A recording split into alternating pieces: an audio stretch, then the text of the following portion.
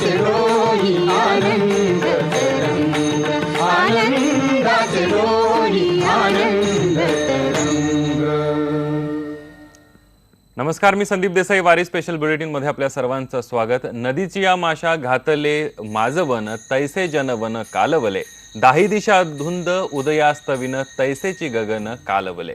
आळंदीमध्ये प्रत्येक एकादशी, कार्तिकी आणि प्रस्थान सोहळ्याला अशी गर्दी असते, हेच वर्णन संत नामदेव महाराजांनी आपल्या या अभंगामध्ये केलेलं आहे। आपण थेट जाऊया आळंदीमध्ये। आता थोड्याच वेळामध्ये पालखी जी आहे ती प्रस्थान करणार आहे।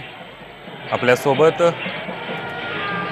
आपली करस्पॉन्डंट हलिमा खुरेशी सुद्धा असणार आहे आणि त्याचबरोबर संत साहित्याचे अभ्यासक श्रीरंग गायकवाड सुद्धा आपल्या सोबत असणार आहेत। पालखीच्या या नयनरम्य सोहळ्याचं वर्णन आणि एकंदरीतच याचा इतिहास असेल किंवा परंपरा असेल याविषयी ते आपल्याला सांगतील।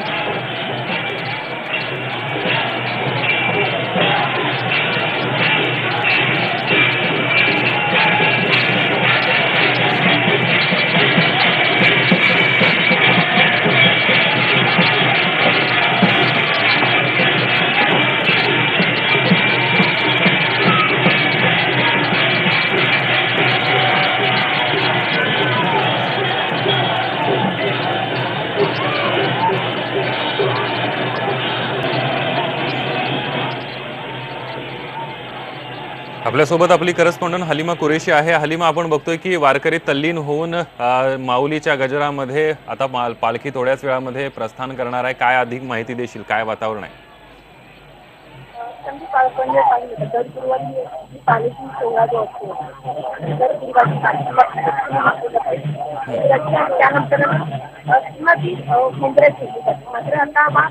प्रस्थान सोहळा आणि आजचा हा गुरुवार दोन्ही एकत्र आल्यामुळे आताची जी पालखी आहे गुरुवार त्याचा संपत आलेली आहे आणि त्यानंतर प्रस्थानाचा पालखी सोहळा जो आहे तो सुरू होणार आहे आणि त्याला किमान 10 पर्यंतची वेळ होऊ शकेल असं सांगण्यात येतं सगळ्या गोष्टी। आणि आपण पाहिलं अजूनही सकाळी 6ला सुरुवात। अगदी हलिमा, मी तुला थांबवतो इथं काही वेळासाठी। आपल्या सोबत संत साहित्याचे अभ्यासक श्रीरंग गायकवाड आहेत। गायकवाड सर, आपण बघितलं की पालखीचा हा नयनरम्य सोहळा आपण बघतो या दृश्यांमध्ये कशा प्रकारे सुरू आहे। 2 लाखांवर भाविक असतील, वारकरी आहेत हे जे आळंदीमध्ये दाखल झालेले आहेत। काय सांगाल एकंदरीत याचं महात्म्य? रामकृष्ण हरी। रामकृष्ण। श्री ज्ञानदेव तुकाराम। हा जो आपण सुख सोहळा पाहतोय, आता तुम्ही संदीप सांगितलं, सुरुवातीलाच तुम्ही संत नामदेवांच्या अभंगवाणीचा उच्चार केला की नदीची या माशा घातले माझवण, तैसे जनवन कालवले, दाही दिशा धुंद उदयास्ता विण, तैसेची गगन कालवले। हा जो अभंग आहे, हे जे वर्णन आहे संत नामदेवांनी वर्णन केलेलं, तर ते संत ज्ञानेश्वरांच्या समाधीच्या वेळचं वर्णन आहे खरं तर। म्हणजे ते आपण आत्ता जसं लाईव्ह दाखवतो ना, तसं लाईव्ह चित्र नामदेवांनी आपल्या शब्दातून उभं केलंय। ते खूप सुंदर वर्णन आहे। म्हणजे नदीच्या माशांना जसं आपण खाणं टाकतो आणि मासे एकदम गर्दी करतात त्याच्या भोवती, तो जसा गर्दी असते त्या माशांची, तशा प्रकारची गर्दी आळंदीत दर एकादशीला होते, प्रत्येक वारीला होते, कार्तिकीला होते आणि खूप महत्वाचं म्हणजे प्रस्थानाच्या वेळी होते। प्रस्थानाच्या वेळी एवढी गर्दी का असते याचं कारण महाराष्ट्रभरातून सगळे वारकरी, सगळे संत ज्ञानदेवांच्या बरोबरीने येतात। नामदेव असं म्हणतात, ज्ञानराज माझी योग्यांची माऊली, म्हणजे ही माऊली आहे, सगळ्यांची माऊली आहे, सगळ्या संतांची माऊली आहे, सगळ्या जनतेची माऊली आहे, रयतेची माऊली आहे, शेतकऱ्यांची माऊली आहे। आणि तिच्या बरोबर उभारोनी बाहे विठो पालविता आहे, त्या जो वाट बघतोय बाहे उभारून त्या विठ्ठलाला भेटायला जायचं, ते स्वतः माऊलींच्या सोबत जायचं, म्हणून तो जो सगळा आनंद सोहळा आहे तो आनंद सोहळा आता आपण पाहतोय। मला आहे ना या ठिकाणी संत सोयराबाईंचा अभंग आठवतोय। तो अभंग असा आहे, खरं तर सोयराबाई या कोण? सोयराबाई या गावाच्या बाहेर राहणाऱ्या, दलित वस्तीत राहणाऱ्या, 18 विश्व दारिद्र्य ज्यांनी सहन केलंय या सोयराबाई म्हणतात, आनंदे नाचती सप्रेम डुल्लती, आनंद नाचते सप्रेम डुल्लती, सप्रेम फुंदती विठ्ठल नामे। हे गरजती नाचते आनंदी डोलती, सप्रेम फुंदती विठ्ठल नामे। म्हणजे हा सोहळा जो आहे या सोयराबाईंनी स्वतः बघितला होता बरं का। हा सोहळा, एवढी ही गर्दी, एवढा हा आनंदाचा कल्लोळ सगळा त्यांनी तो वाळवंटात अनुभवला होता। आणि ही शब्दकळा एवढी सुंदर आहे, सप्रेम नाचते आनंदी डुल्लती, हे जे आहे हे सगळ्या संतांनी या सुखाचं वर्णन केलेलं आहे। आणि हे सुख जे आहे हे त्या सावळ्या विठुरायाला भेटायला जायचं म्हणून तो जो आनंदाचा कल्लोळ आहे तो या ठिकाणी आपल्याला सगळा संदीप बघायला मिळतोय।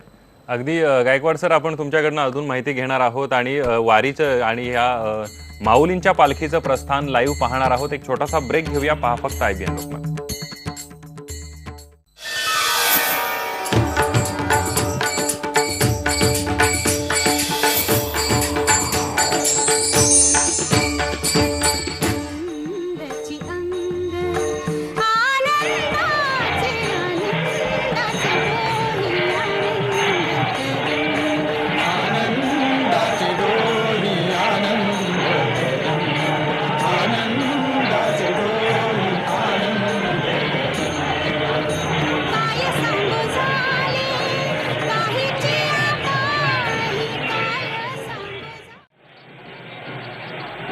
आपल्यासोबत श्रीरंग गायकवाड संत साहित्याचे अभ्यासक आहेत. श्रीरंग सर, आपण बघितलं की दरवर्षी जी आहे पालखी ज्ञानेश्वर माऊलींची संध्याकाळच्या वेळेला प्रस्थान ठेवते, मात्र यंदा जी आहे ती 9 वाजता प्रस्थान ठेवणार आहे. काय यामागचं कारण आहे?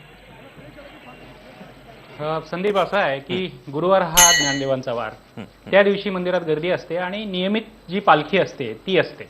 यंदा त्या पालखीच्या नंतर प्रस्थान, म्हणजे त्या पालखीच्या नंतर या पालखीची प्रदक्षिणा आणि मग आजोळ घरी जाणार, याच्यासाठी हाचा उशीर आहे. पण मला या निमित्ताने सांगायचं असं, मगाशी आपला गोविंद जो आहे रिपोर्टर, त्याने इंद्रायणी नदी दाखवली. ही जी इंद्रायणी आहे त्याच्यात दिवे सोडत होते आणि त्या दिव्यांनी ती इंद्रायणी नदी उजळून निघाली होती. मला गदिमांची आठवण होते. म्हणजे गजानन दिगंबर माडगुळकर, महाराष्ट्र कवी आपले, त्यांनी इंद्रायणी काठी देवाची आळंदी लागली समाधी ज्ञानेशाची, मागे पुढे दाटे ज्ञानाचा उजेड, असं म्हटलंय एका गाण्यामध्ये सिनेमाच्या. मागे पुढे ज्ञानाचा उजेड दाटलाय या आळंदीमध्ये. आणि त्याच्या पुढे शेवटी ते असं म्हणतात, उजेडी राहिले उजेड होऊन, म्हणजे त्या उजेडाचाच मी एक भाग झालो, अशी जी भावना आहे ही सगळी त्या वारकऱ्यांची आताची भावना आहे. किंवा एक मनोहर ओक नावाचे कवी आहेत, त्यांनी एक कविता अशी केली, आळंदी आळंद आळंदी आळंद, आनंदाचा कंद सुखिया झाला. हा जो आनंदाचा कंद आहे, आनंदाचा गाभा आहे, त्या गाभ्याला शिवायचं काम, तो गाभा गवसला या सगळ्या इथल्या लोकांना, इथं जमलेल्या वारकऱ्यांना.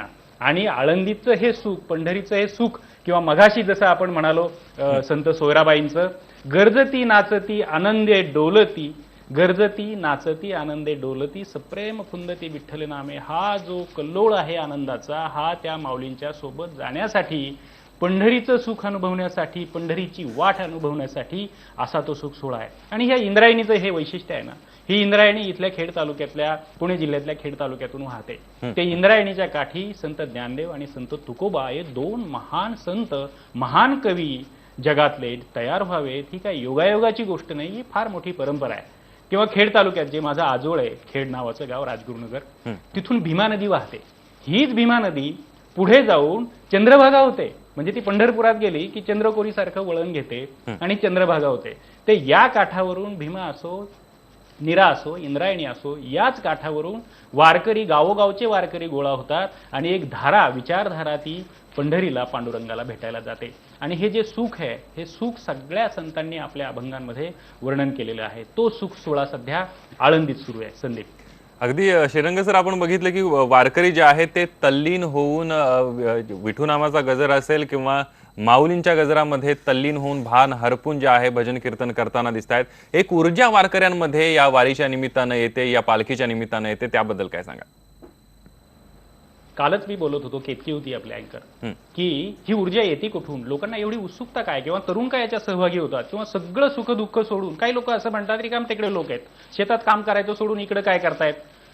काही प्रश्न वादाचे असतील, पण त्याच्यातला मतितार्थ समजून घ्यायला पाहिजे. रोजच्या जगण्यातली सुखदुःख आहेतच ना. ती कोणाला चुकली, ती राजाला चुकली नाही, ती रंकाला चुकली नाही, ती गरीबाला चुकली नाही, ती श्रीमंताला चुकलेली नाहीये, ती कोणाला चुकलेली नाहीयेत. पैसे असले म्हणून सुख येत नाही. तर ही सुखदुःख जी आहे ती सांगायला विठू माऊलीला भेटायला जायचं, ती सांगायला माऊलींसोबत जायचं. ती सुखदुःख झेलण्याची ताकद, झेलण्याची ऊर्जा कुठून मिळते? ती इथून मिळते. हे वारकरी वेगवेगळ्या प्रकारचे जे खेळ खेळतात, वेगवेगळ्या प्रकारचे नाचतात, अभंग म्हणतात, मृदुंग वाजवतात, उड्या मारतात, हे जे आहे या सगळ्यातून त्यांना एक ऊर्जा मिळते, त्यांना एक सकारात्मक ऊर्जा मिळते. आणि ही ऊर्जा त्यांना पुन्हा घेऊन जाते त्यांच्या शेतावर, जिथं त्यांना राबायला, जिथं रोजचं जगणं जगायला त्यांना ती उपयुक्त असते, त्यांना ती बळ देते.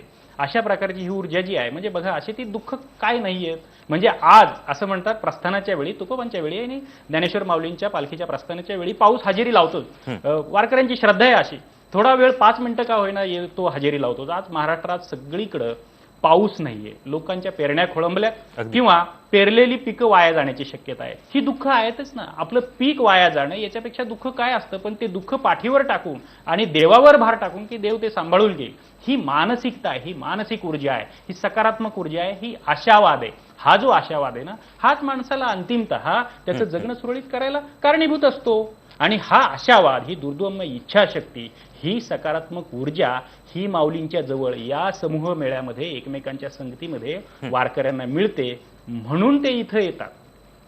संदीप, अगदी कुठेतरी आपली दुःख जी आहे ती पाठीला बांधून वारकरी हा तल्लीन होऊन नामाच्या गजरामध्ये नाचताना दिसतोय. त्यांना एक ऊर्जा मिळते विठू नामाच्या गजरामधून. एक छोटासा ब्रेक घेऊया आणि पुन्हा वारीची लाईव्ह दृश्य बघूया.